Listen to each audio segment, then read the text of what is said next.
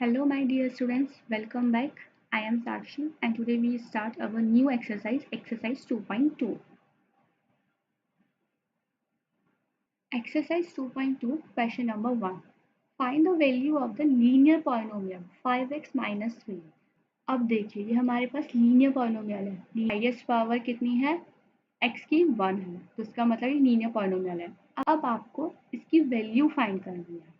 If x equal 0, -1 और 2, 3 parts given है, इन सब की वैल्यूज फाइंड करनी है। ये पॉलिनोमियल, ये जो लीनियर पॉलिनोमियल है, इसे हम फंक्शन की तरह यूज करते हैं। यानी ये हमारे पास एक पॉलिनोमियल फंक्शन है px इक्वल 5x माइनस 3। अब ये इनपुट और आउटपुट की तरह काम करते हैं। ये इनपुट आउटपुट क्या? अगर आप इसमें कोई इनपुट यानी x की वैल्यू कोई इनपुट करते हैं तो आउटपुट कुछ और निकल कर आता है। यानी अगर आप x की वैल्यू 0 पुट करेंगे तो वैल्यू वो क्या होगी? इनपुट होगी और आउटपुट में कुछ और निकल कर आएगा। इस पॉलिनोमियल फंक्शन की वैल्यू कुछ और निकल कर आएगी। अगर आप x की वैल्यू -1 पुट करेंगे इनपुट में तो आउटपुट में कुछ और वैल्यू निकल कर आएगी।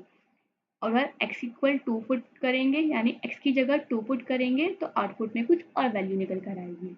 अब हम इनके एग्जांपल्स देखते हैं, यानी इसको कैसे यूज करते हैं। फर्स्ट लिखते हैं, हमारे पास पॉलिनोमियल फंक्शन क्या है? px equals to 5x minus 3। ये px क्या है? ये पॉलिनोमियल फंक्शन है जिसमें आपको अपनी वैल्यूज इनपुट करनी है। अब हमें फर्स्ट पार्ट में हमें क्या वैल्यू इनपुट करनी है? x की वैल्यू 0 पुट करनी है। तो अब देखिए, जहाँ x है वहाँ आपको 0 पुट करना है। तो 5, इन दोनों के बीच में मल्टीप्लाई का सिंबल होता है, तो मल्टीप्लाई 0 लिख सकते हैं हम -3। तो 5 इंटू 0 कितना होता है? 0 और -3। तो आपका आउटपुट क्या आया? -3। यानी आपकी x इक्वल अगर आप 0 पुट करेंगे तो आपका पॉलिनोमियल जो फंक्शन है उसकी वैल्यू क्या आएगी? -3। Okay, now next part is x equal -1। अब हम वैल्यू पुट करेंगे -1, x की जगह -1, इस x की जगह -1 पुट करेंगे। तो अब देखिए, हमारा पॉलिनोमियल फंक्शन था ये। तो 5 मल्टीप्लाई x की जगह आपने -1 पुट करा और फिर -3। ओके, 5 इंटू -1 क्या हो गया? -5 और ये -3, माइनस माइनस प्लस, तो आपका आंसर आया -8। Okay, now next part is x equals to 2। अब आपको x इक्वल 2 पुट करना है, यानी p2 वैल्यू पुट करनी है। फंक्शन में 5 मल्टीप्लाई 2 -3, तो 5 इंटू 2 कितना हो गया? 10 -3 और 10 -3 7। तो आपकी वैल्यू क्या आई? 7। अब आते हैं हम अपने नेक्स्ट क्वेश्चन पे। Next question is find the value of the quadratic polynomial. अब ये क्वाड्रेटिक पॉलिनोमियल क्या होते हैं? जिनकी डिग्री क्या हो? 2 हो। अब देखिए, यहाँ पे जो पॉलिनोमियल है हमारा, उसमें हमारे पास डिग्री क्या दे रखी है, यानी हाईएस्ट पावर क्या है s की? 2। तो ये हमारा क्वाड्रेटिक पॉलिनोमियल हो गया। अब आपको इसमें ये सारी वैल्यूज पुट करनी है और इनकी अलग अलग, जैसे हमने लीनियर पॉलिनोमियल में कराया था ऊपर क्वेश्चन, सेम एज ये करना है। तो फर्स्ट पार्ट, हमारे पास जो पॉलिनोमियल फंक्शन है यहाँ पे s का फंक्शन ले रहे हैं, यानी कि पी एस की वैल्यूज पुट करनी है हमें, तो हम पी एस लिखेंगे। और क्या है फंक्शन हमारा? 7s² minus 4s plus 6। तो फर्स्ट पार्ट में हमें s इक्वल 0 पुट करना है, तो p0 क्या होगा? 7 into 0² minus 4 multiply 0 plus 6। Okay, तो 7, 0 का स्क्वायर 0 और 0 इंटू 7 0, माइनस 4 इंटू 0 0 होता है, प्लस 6। जब आप इन्हें ऐड करेंगे तो आपका आंसर क्या आएगा? 6। तो अब करते हैं हम अपना नेक्स्ट पार्ट सेकेंड। इसमें पुट करते हैं -3। -3, 7 -3 का स्क्वायर -4 इंटू -3, 4 में -3 और +6। x की जगह आपने क्या क्या पुट कर दी? वैल्यू -3। अब देखिए, 7 मल्टीप्लाई -3 का स्क्वायर क्या होता है? +9, माइनस कैंसिल हो जाता है, यहाँ पे माइनस माइनस प्लस हो जाएगा और 4 into 3 12 plus 6, 7 into 9 63 plus 12 plus 6, सभी को ऐड करिए, क्या आएगा 63 + 12 + 6, ये होगा आपका 81। Now next part is s = 4। अब हम अपना s = 4 पुट करेंगे, यानी अपने फंक्शन में 4 वैल्यू पुट करेंगे। हमारा फंक्शन था 7s², तो 7 × 4² माइनस 4s, तो 4s क्या है यहाँ पे 4 + 6, यही था फंक्शन। चेक करिए, देखिए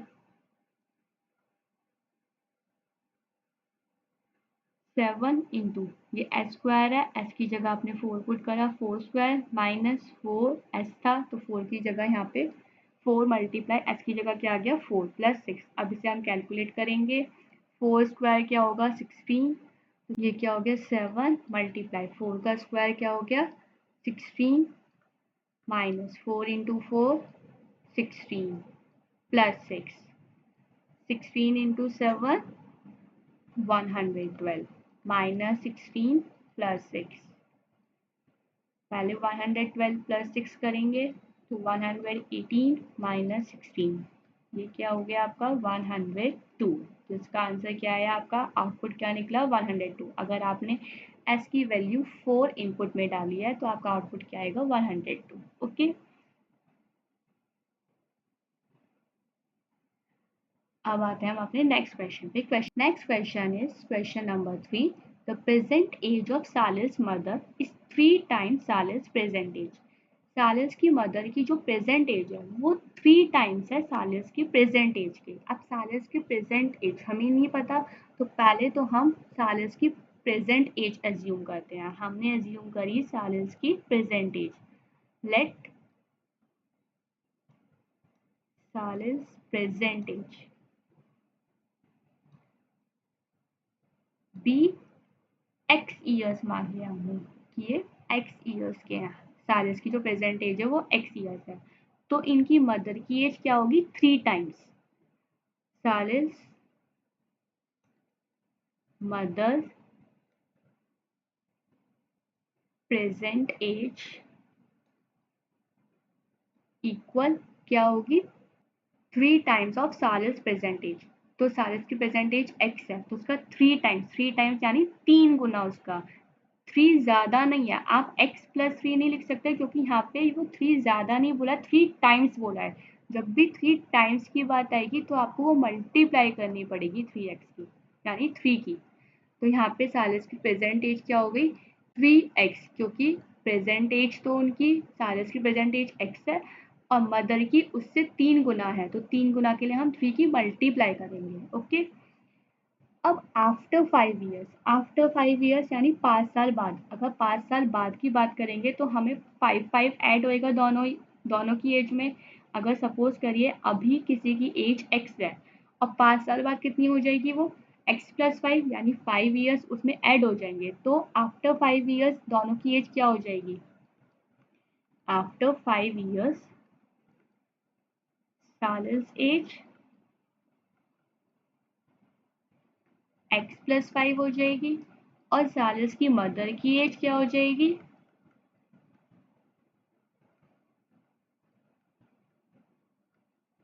3x + 5। उनकी प्रेजेंट एज में ही तो 5 ऐड होगा, उनकी मदर की एज क्या हो जाएगी 3x + 5। अब आपको क्या दे रखा है, कंडीशन दे रखी है their ages will add up to 70 years.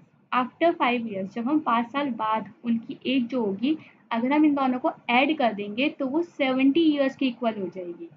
उससे हमें उनकी प्रेजेंट एज फाइंड करनी है। तो आपको क्या करना पड़ेगा, इनकी 5 ईयर्स की बाद की एज को ऐड करना होगा। तो अकॉर्डिंग टू क्वेश्चन क्या गिवन है हमारे पास, अगर हम सालिस की एज को यानी x + 5, सालिस की एज है आफ्टर 5 ईयर्स, और मदर की एज को ऐड कर दें दोनों की एज को, तो वो कितनी एज हो जाएगी उन दोनों की ऐड करने पर 70 ईयर्स हो जाएगी। तो वो हो जाएगी 70 ईयर्स। उससे हम अब देखिए कैलकुलेट करिए x + 3x, यानी x को हम एक साथ सॉल्व करते हैं, बाकी कॉन्स्टेंट नंबर्स को एक साथ सॉल्व करते हैं। तो x plus 3x, x plus 3x कितना हो गया आपका 4x प्लस 5 प्लस 5 क्या हो गया 10 इक्वल्स टू 70। 4x, अब इस प्लस 10 को आप इक्वल के बाहर लेके जाएंगे तो माइनस में चेंज हो जाएगा 70 minus 10, 4x equal 70 minus 10 60।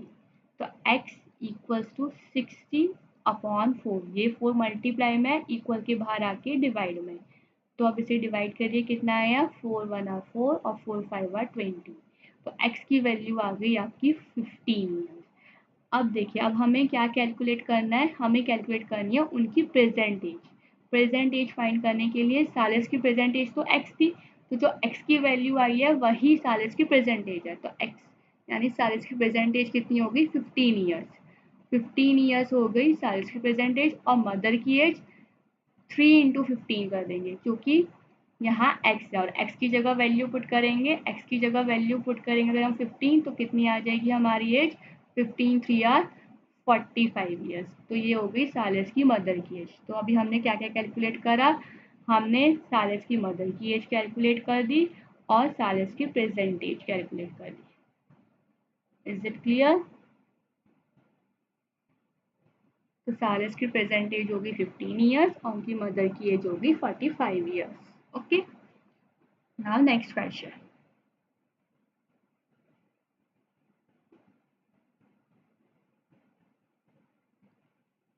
Next question is the difference between two positive integers is 63। अब दो इंटीजर्स के बीच का डिफरेंस दे रखा है 63 और उन दो इंटीजर्स को हमें रेशियो में गिवन है। वो रेशियो में कौन कौन से नंबर्स हैं, वो 2 और 5 हैं। 2:5 ये इंटीजर्स हमें रेशियो में गिवन है। आपको वो दो इंटीजर्स बताने हैं, ये रेशियो गिवन है उनका, उन दो इंटीजर्स के बीच का रेशियो गिवन है, हमें उन दो इंटीजर्स बताने कि वो दो इंटीजर्स कौन से हैं जिनका डिफरेंस 63 होता है। तो पहले हम इन रेशियो को, जब भी हमें कोई वैल्यू रेशियो में गिवन होती है तो हम उसमें उसके साथ x लगा देते हैं क्योंकि वो हमें एग्जैक्ट नंबर नहीं पता कि वो क्या है, उनका रेशियो पता है। तो हमने मानेंगे पहले लेट द नंबर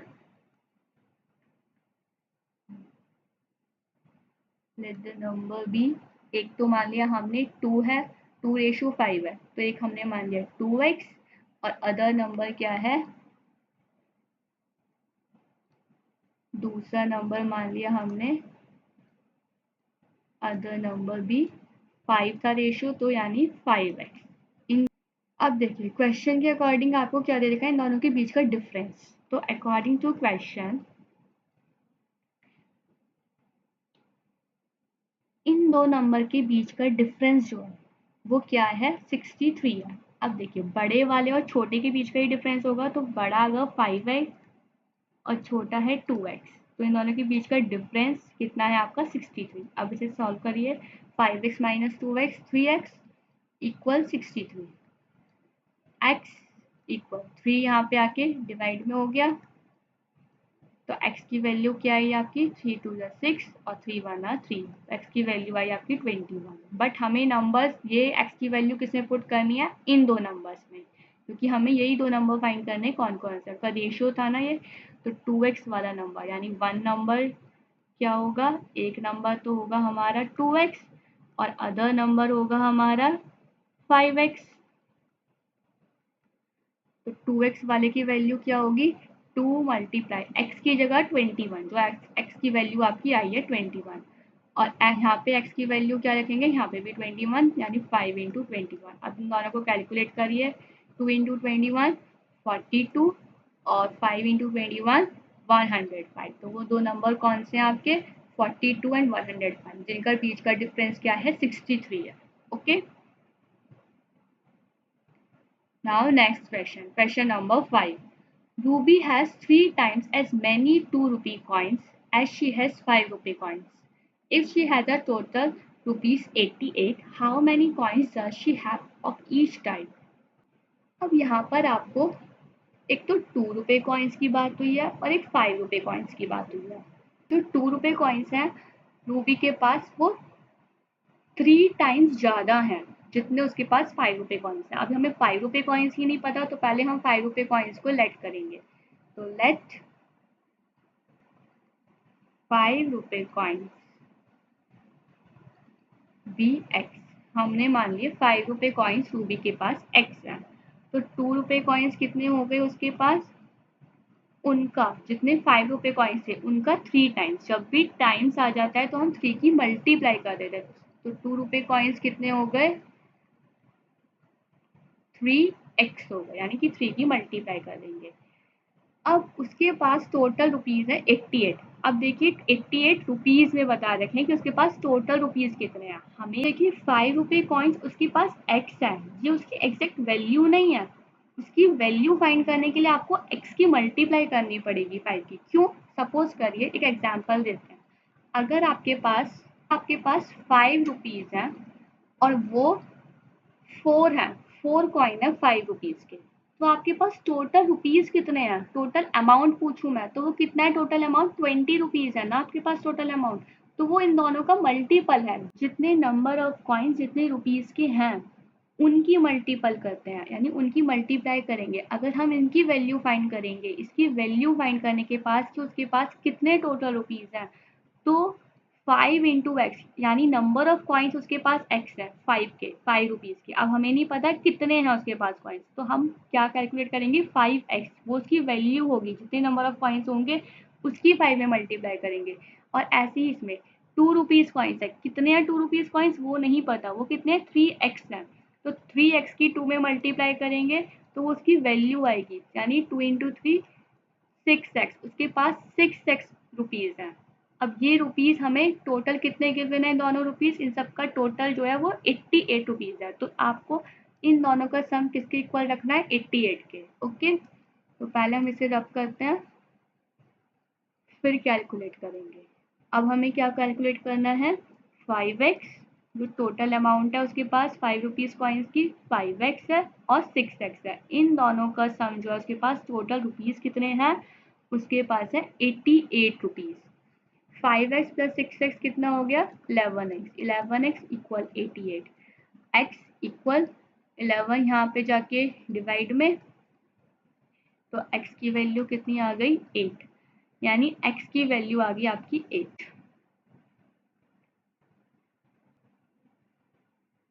अब आपको बताना है how many coin does she have of each type, उसके पास कितने कितने कॉइन्स हैं हर टाइप के। 5 रुपीज कॉइन्स उसके पास कितने हो गए, 8 कॉइन्स।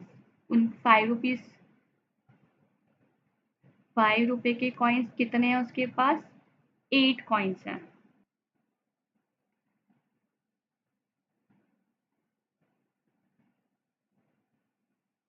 और 2 रुपीज के कॉइन्स कितने हैं उसके पास, 3x था, तो 3 में x की वैल्यू क्या आई आपकी 8, तो 3 में मल्टीप्लाई करेंगे 8 तो कितने आए, 24। 24 कॉइन्स हैं उसके पास 2 रुपीज के और 8 कॉइन्स हैं उसके पास 5 रुपीज के, यानी टोटल अमाउंट उसके पास कितनी होगी, 88।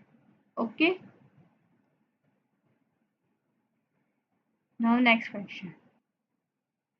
Question number 8.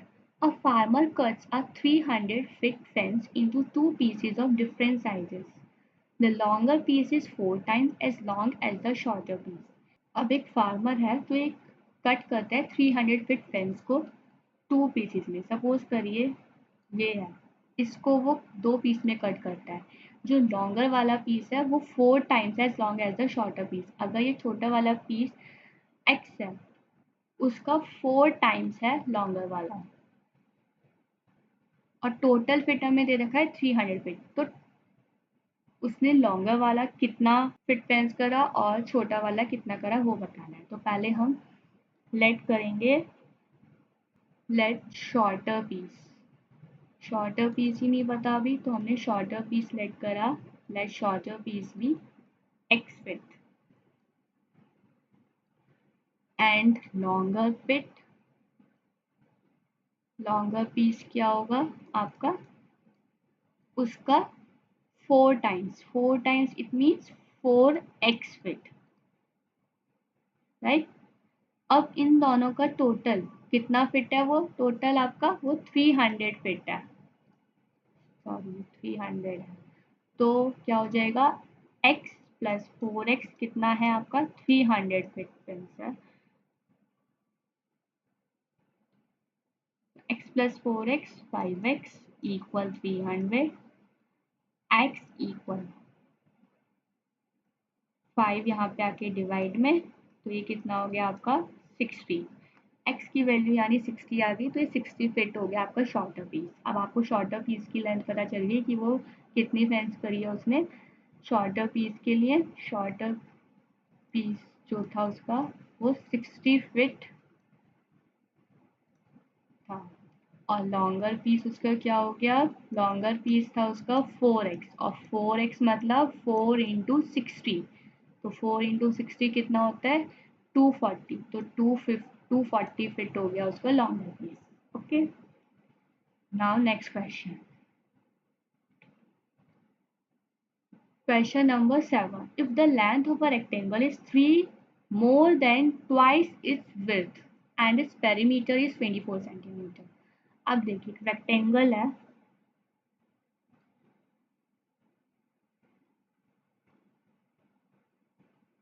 ये रेक्टेंगल की लेंथ ले ली, ये उसकी विड्थ ले ली। अब दे रखा है कि जो रेक्टेंगल की लेंथ है वो विड्थ के ट्वाइस है, यानी कि विड्थ के ट्वाइस W है, तो हमने विड्थ ले ली उसकी 2W, और ये कितनी ज़्यादा है 3 ज़्यादा है, तो +3। अगर यहाँ पे 3 मोर है, आप देखिए वहाँ जो क्वेश्चंस में हमें पीछे दिखे, जो हमने पीछे देखे थे क्वेश्चंस, उनमें 3 टाइम्स आ रहा था, तो हम 3 टाइम्स के लिए 3 की मल्टीप्लाई कर रहे थे, लेकिन यहाँ 3 मोर है तो आपको 3 ऐड करना पड़ेगा, और ये उसकी कितनी हो जाएगी, ये उसकी लेंथ होगी। तो आप यहाँ पे लिखेंगे विड्थ तो उसकी W ही लेट कर लिया, आप चाहें तो x भी चेंज कर सकते हैं, सपोज कर लिया हमने, चेंज कर लेते हैं, चलो let width be x centimetre, ये आपको सेंटीमीटर में दे रखी है यूनिट, इनका ध्यान रखा करिए कि आपको यूनिट किस में दे रखी है। जैसे पिछले वाले क्वेश्चंस में, अभी पीछे फार्मर वाला क्वेश्चन क्या था, तो उसमें फिट की दे रखी थी, तो हमने वो फिट का एज्यूम करा था, है ना, तो इनकी यूनिट पे भी ध्यान रखना। अब देखिए यहाँ पे विड्थ क्या हुई आपकी x सेंटीमीटर हमने मान ली, तो लेंथ क्या होगी उसकी, लेंथ होगी twice of width, twice of width, twice of width यानी 2x, अगर विड्थ x है तो ट्वाइस ऑफ विड्थ 2x हो गई, और उसमें 3 मोर, और उसमें 3 मोर, ये हो गई आपकी लेंथ। और आपको उसका पैरीमीटर देखा है 24 सेंटीमीटर। अब पैरीमीटर जानते हैं, पैरीमीटर ऑफ रेक्टेंगल क्या होता है, ये तो पढ़ा है आपने, पैरीमीटर ऑफ रेक्टेंगल होता है 2 इंटू एल प्लस बी, यही होता है फॉर्मूला। पैरीमीटर गिवन है, पैरीमीटर कितना गिवन है 24, 2 इंटू लेंथ कितनी गिवन है, लेंथ हमने अभी देखी है, हमने क्या एज्यूम करी है 2x प्लस 3, और ब्रेथ क्या है हमारी, यानी ब्रेथ क्या है हमारी x, तो हमने यहाँ पे लिख ली ब्रेथ। अब इसे कैलकुलेट करिए, 24, ये 2 मल्टीप्लाई में यहाँ की डिवाइड में इक्वल, अब इसका अंदर का ब्रैकेट भी सॉल्व कर दो, 2x प्लस x कितना हो गया 3x प्लस 3। ओके, और इसको कैंसिल करिए 2 से, 2 1 आर 2, 2 2 आर 4, तो ये हो गया 12 इक्वल 3x प्लस 3, ये प्लस 3 इधर आके माइनस में,